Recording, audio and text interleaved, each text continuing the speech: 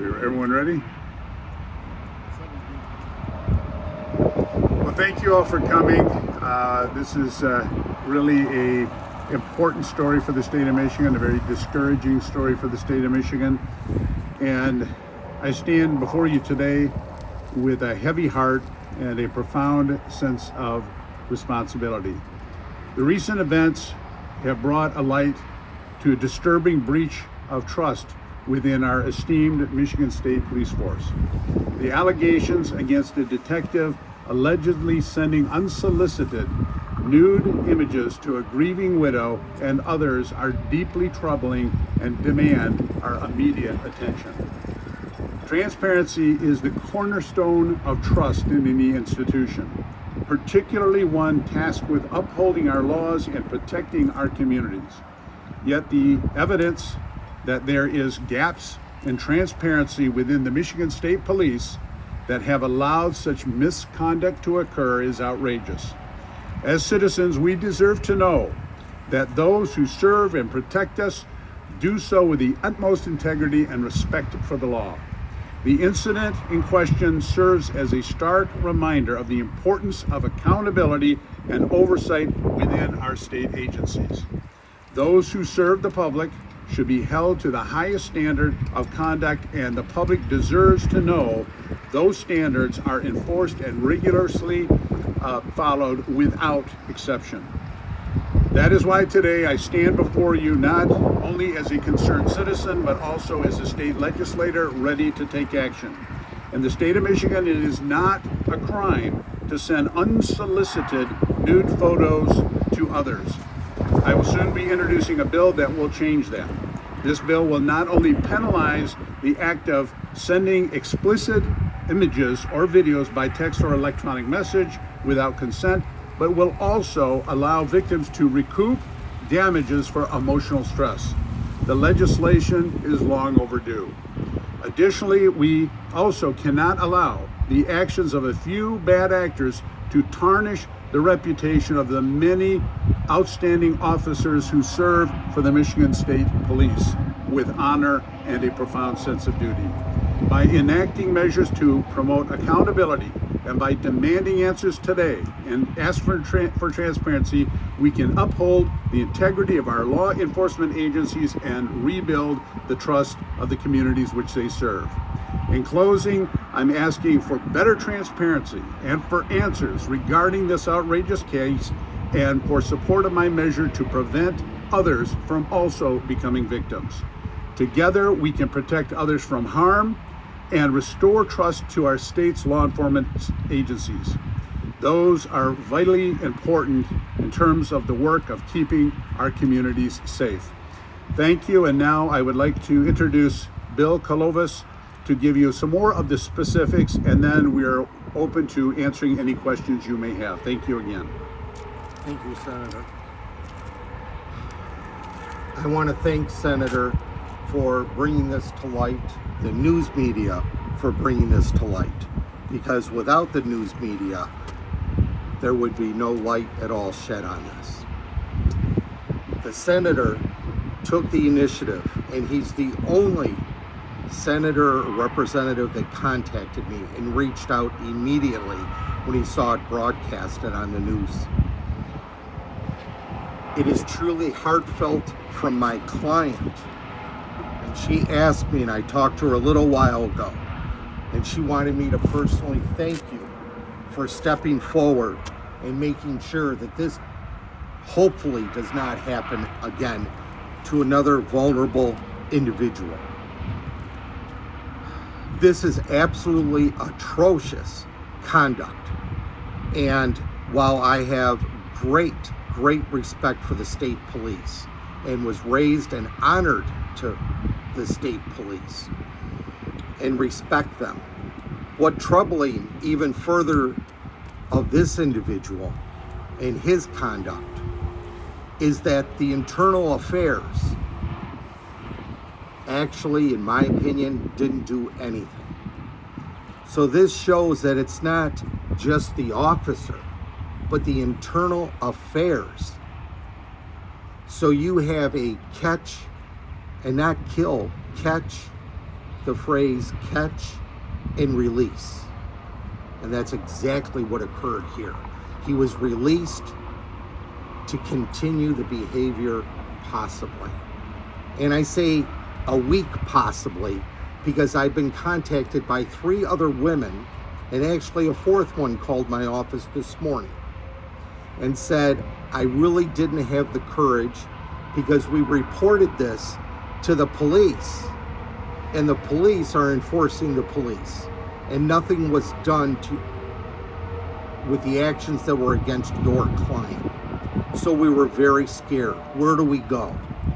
The police are the police. We can't go anywhere else. They caught it and they released it. Released him to continue.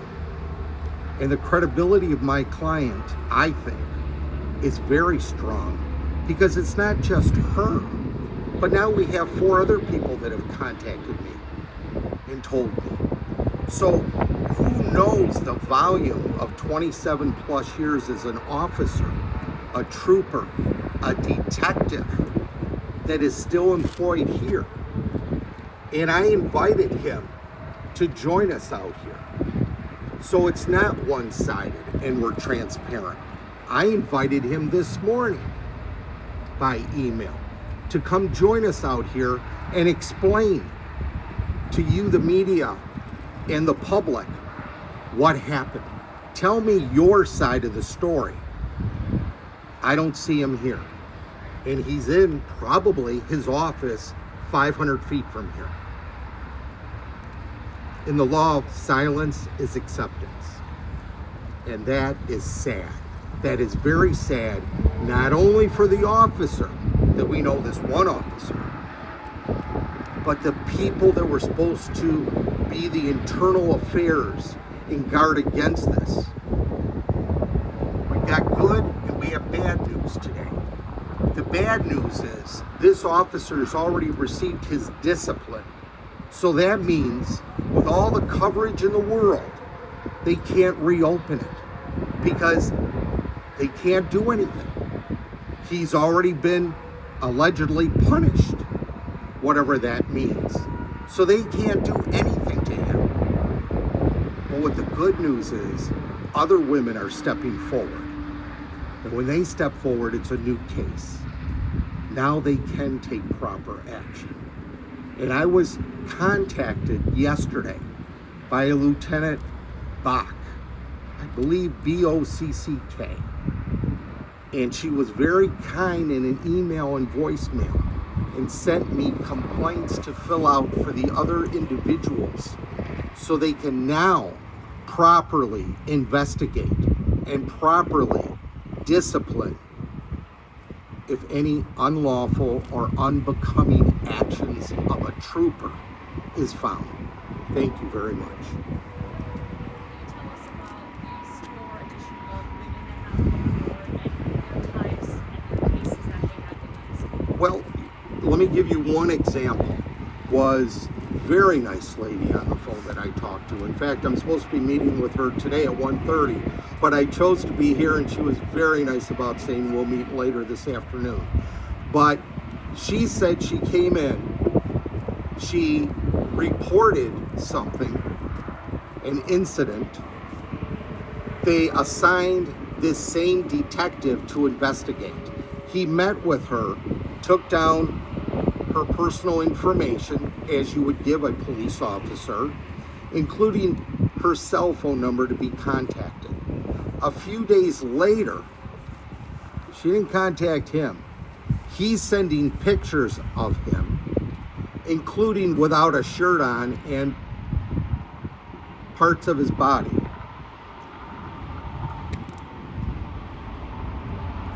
Outrageous isn't the right word. Atrocious is the right word, and that's what the law calls it. If somebody treats you atrocious, you can file a lawsuit. As to it not being a criminal penalty, I can't figure that one out. And thank God again for the senator of the news media, number one, the news media, because if the news media didn't report it, nothing would have happened other than her personal lawsuit. Now action is being taken. And she took a long time to come forward, and we had many, many conversations. She shakes when she talks about it. For him to send videos of him masturbating, she believes he's a married man with a family. That's scary. That's scary.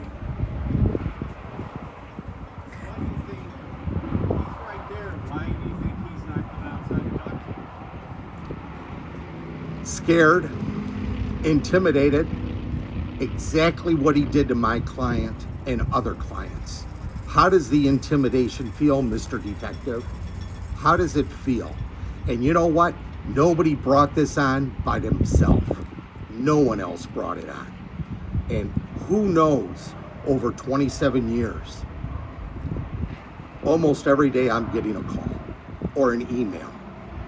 So, You made it sound like the women who have come forward since have a weaker case. Is that because you haven't vet them, or what? I have not sat down with them to go through the facts, the particular facts of their case. So I'm not saying they're weak in cases Okay. at all. But in all fairness, I can't make representations until I've talked to them, met them, studied their credibility, and then we'll go forward appropriately if we need to. So you're only saying that their story is similar to your clients. That's correct. Okay. Unwanted texts, unwanted videos. I mean, videotape of masturbating, 2 of them. That goes beyond anything in a civilized society. And this is a police officer. Who's she going to report it to? She called to report it, and twice she was hung up on. I mean, this shows you that certain people with a badge can just get away with whatever they want.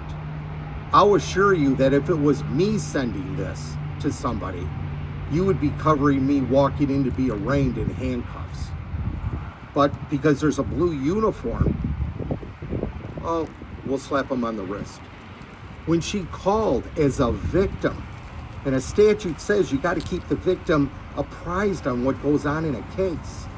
When she called, she was told by a lady that was investigating it, Gina, that he confirmed everything she said. That's pretty good credibility. In addition, when she would call a month or 2 later and say what happened to him, discipline-wise, she said, I can't tell you. That's nice. Or call another number and they'd refer to Flint, refer somewhere else. Tire the victim out, tire them out, and they'll go away. But if it's not illegal to send the photos, which I believe the senator said at the beginning of this, then what would you be arrested for if you sent a naked photo of yourself to someone? Let me back up, if I may, for a moment. And that is, it's illegal for him to do this kind of conduct because it's at least a misdemeanor for conduct unbecoming an officer. Okay, unbecoming an officer. Now all heck is breaking loose, internal affairs and the professionalism division. They're looking for clients. They're looking at for clients. They're looking for victims. Well, where were you? Where were you before it was sitting on your desk? It was sitting on your desk, a video of him masturbating. What do I think? That if I would have done that and I would have been charged, it would have been that you're harassing somebody. Okay. And on that order. Okay. Oh, and I'm an attorney too. So they'd really be coming down on me. Okay. Thank you. I'm sorry. Could you, Senator, could you explain more about your bill? What penalty are you calling for, that kind of thing? Give some details on the specifics. Well, the bill that we're putting in is going to make it illegal to send unwanted, unwarranted electronic material like this sexualized material through either photos or video. And there's currently a bill in Lansing doing some of this. I just talked to my staff last night, and they want to about double the penalties. I'm just trying to recall what they were. We certainly can get back to you on that, but we're going to double the penalties that were in the other proposed bill, because this is something that's happening pretty frequently. And in a case like this, where you have conduct unbecoming an officer at the very least, this needs to be a case where you can throw the book at an individual that is this level of trust within the public, who carries a gun and a badge. The damage that you can do, the intimidation that you could do, it may even behoove us to strengthen that part of it, that if you're in that kind of a position, that there's even a higher penalty, because we really have to make sure that this kind of thing is not done by anybody, but in particularly somebody with that level of authority in society. So if I walked into a grocery store right now, just flash me, I would some serious criminal charges that I would do that, but they feel the same exact way. What goes through your head on just how many more other things these days, and the dangers that can arise from something like that? It's increasing from everything I'm reading. It's increasing in our society, and I think that there's got to be more education. This bill is going to highlight it. What you are doing today, I think, is going to highlight it. So if we can conflate these two, this terrible story with a solution, and that's what we're proposing in Lansing, is making sure that the average person doesn't have to be subjected to this by anyone. And that if you're somebody of a high level of trust, I don't care if you're a teacher, if you're a medical professional, you're a psychologist, you are a police officer, in particular, these people have to be held to a higher account. And I may even look at adding that in as even a higher penalty for those individuals. You said you're hoping to introduce this. When do you expect to? Oh no, we are going to be introducing it. Whenever I say hoping, the way the process is, it goes into the Legislative Services Bureau. We have attorneys that look at everything from a state constitutional issue, from a national constitutional issue. So sometimes there's specifics within that you can and cannot do. The bill will be introduced, and it's going to look very much like I'm describing. But if there's some nuance in there, I don't want to say something, it will look like this, and then we have to modify it. That's what I was saying. But when do you hope to introduce it? Either this coming week or the following week, depending Okay. how quickly they get it done. Okay. At the very latest, within 2 weeks. With these new victims that have come forward, are you seeing a lengthy timeline for this officer? He's been on the job for 27 years. Are some of your victims indicating that he's been doing this for quite some time? Well, we know at least he's been doing it for 4 years. My client's husband committed suicide in February of 2020. She was at her lowest part in life.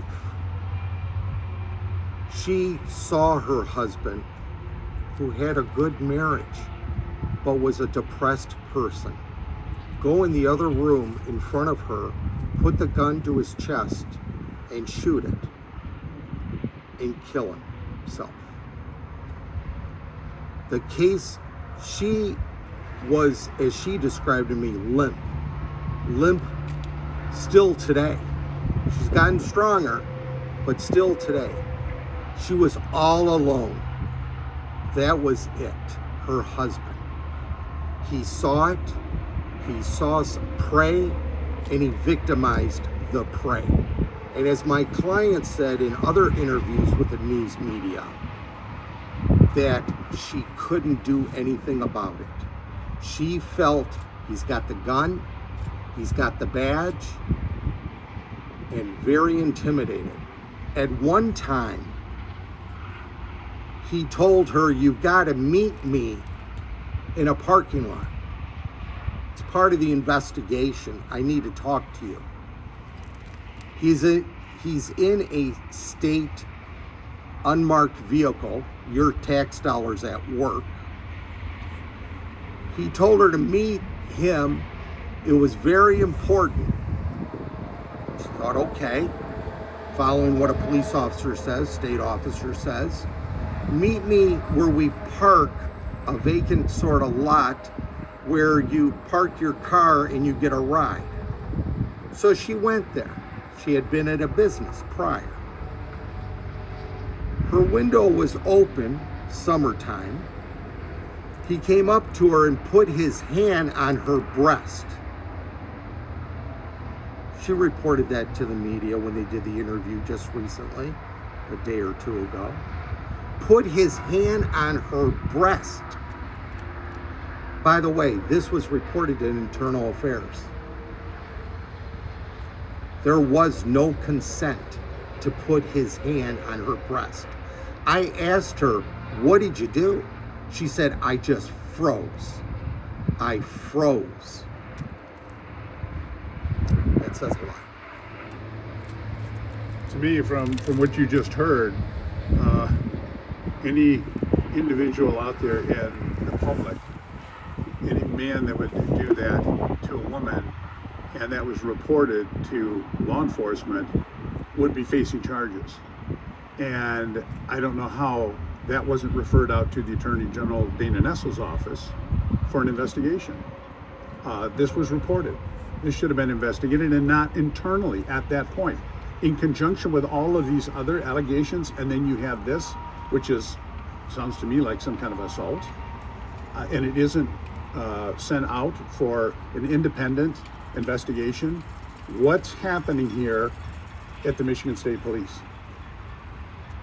Senator, do you think it's time to look at the way the state police division is run? Oh, I absolutely. I'm very, very concerned. I've been getting a lot of contact from Michigan State police officers spelling out a whole host of issues. And I was sent an email that is going around to all of or a text that's going around to all of these different officers, outlining just a tremendous number of problems within the Michigan State Police Department. I think this has got to be cleaned out, just as a nest of lack of transparency and lack of follow through in terms of making sure they're doing the things they're supposed to do. Have those complaints increased with the new colonel, the new Yes, commander? Yes.